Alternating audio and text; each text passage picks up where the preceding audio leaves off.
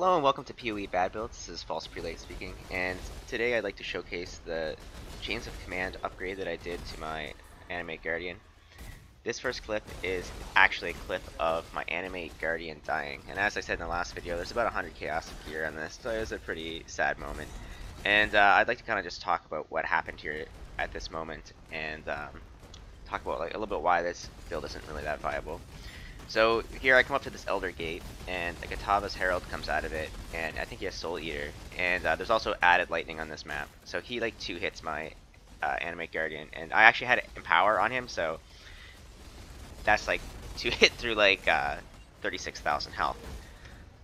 So yeah, I have a little bit more footage here that I was able to get before the Animate Guardian died. But honestly, I can't recommend this build because it's just it's just way too expensive if you end up having your Animate Guardian rip like I did.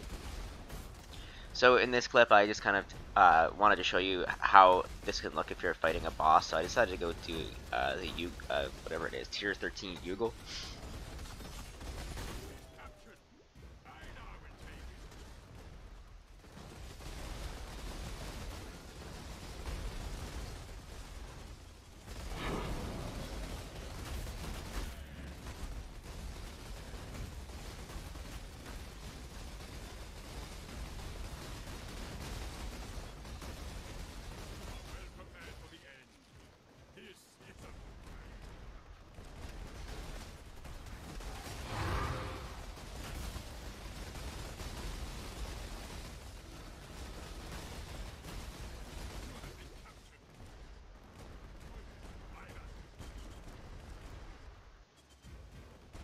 So I was actually able to make it to the boss room with a fair number of minions, and this boss is actually kind of nice because he summons adds to the fight, which you can get extra copies of your swords by killing them as well. So it kind of helps you maintain your swords throughout the fight.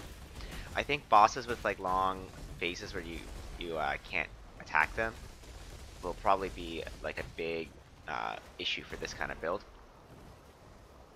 And even this build, like I didn't play this fight that well either. I got hit by a bunch of the balls, but I think overall, like this fight went pretty smoothly, all considering. The damage is definitely really good if you're using like Starforge and you have everything like totally decked out. Okay, so let's talk about some of the things that I did to upgrade this from an Animate Guardian build to a Chains of Command build. So the most obvious upgrade is the Chains of Command itself. And the way that this works is basically you trigger a level 20 Animate Guardian's weapon when Animated Guardian kills an enemy. So whatever weapon your Animate Guardian is using, it'll get summoned when your Animate Guardian kills something. So this is really good if you have a great weapon, then you just get a ton of really great weapons. And the Animate weapons themselves also get this bonus, so it starts to like automate. When I was playing this build, I was using a Starforge. So the nice thing about this, as opposed to other Animate weapon builds, is you know exactly the kind of damage that your weapon is doing. So you can really cater your skill gems towards that. So for me, I was using Starforge, so I used Ruthless, Multi-Strike, Minion Damage, Increased Duration, Brutality, and melee physical damage. So like you would almost never use something like a Brutality on an Animate weapon build because you could get weapons that have elemental damage rolls. But I know for a fact that all my weapons are going to be the same, so this actually makes this build really strong when it works. The really big downside here, though, is that you can't have non-animated minions. So that gets rid of all the zombies that I was previously using, and also it gets rid of the Spectre setup that I was using to get Frenzy Charges. So to get Frenzy Charges, I basically got this Victario's Charity, and I swapped that out for the Oak that I was using previously. I also changed this enchant to mana from extra zombies, so I couldn't use the zombies. I was using this claw before, and I ended up just putting the Animate Guardian inside of this instead of zombies. So I have that linked with Empower and Minion Damage. And realistically, I probably should have put Minion Life here, because the damage doesn't even matter at this point. Because like 99% of your damage is going to be coming from the Animate weapons anyway, not the Animate Guardian.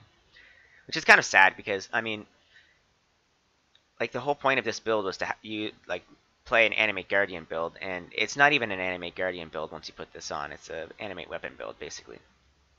I switched out the 20% Fizz extra as cold for the Command of the Pit because nothing benefits from that anymore since I can't do any elemental damage. And with the Ghastly Jewel, you get 1,000 accuracy for your minions, which is actually really, really huge. Especially if you're not using like Alicacide or something. Everything else in the build is the exact same. I changed a couple of skill points. Over here, I got rid of this Grave Intentions cluster, and I got the Potency of Will instead. So this here with the increased duration and Puppet Master and Mistress of Sacrifice actually ends up getting you quite a bit of minion duration. And so when you're clearing the map with this build, it actually feels really comfortable. Like you don't feel like you're running out of minions ever. The problem is that if you die, then your minions all go away, and then you're kind of screwed. So yeah, I got rid of the Flesh Binder, and I got Mistress of Sacrifice instead. Okay, so let's talk about, is this viable? No, it's not. I think if I were to do this again, I would not spend as much currency on my Animate Guardian, and I would just get some like really basic trash gear, and I would definitely use a different weapon. I wouldn't use the Starforge. It's too much risk with not enough reward, I think, if you're going to be using an expensive item on your Animate Guardian. I think you could get pretty similar damage levels using something like an Oro Sacrifice or maybe like a Kongor's Undying Rage or something like that.